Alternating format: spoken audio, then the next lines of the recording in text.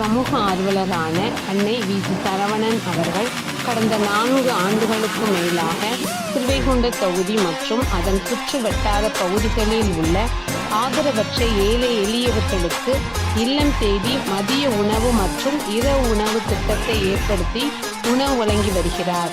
இந்நிலையில் தமிழக வெற்றி கழகத்தின் ஐம்பெரும் கொள்கை தலைவர்களில் ஒருவரான சமூக ஆர்வலர் அஞ்சலை அம்மாளை கொள்கை தலைவராக அறிவித்ததன் ஈர்ப்பால் தமிழக வெற்றி கழகத்துடன் இணைந்து தமிழக வெற்றி கழக தலைவர் தளபதி திரு விஜய் அவர்களின் ஆசியுடன் கழக பொதுச் செயலாளர் அண்ணன் புஷி என் ஆனந்த் அவர்களின் வழிகாட்டுதலின் படியும் 1000வது நாள் மதிய உணவு மற்றும் இரவு உணவு திட்டத்தை தமிழக வெற்றி கழகத்துடன் இணைந்து வழங்கி வருகிறார்.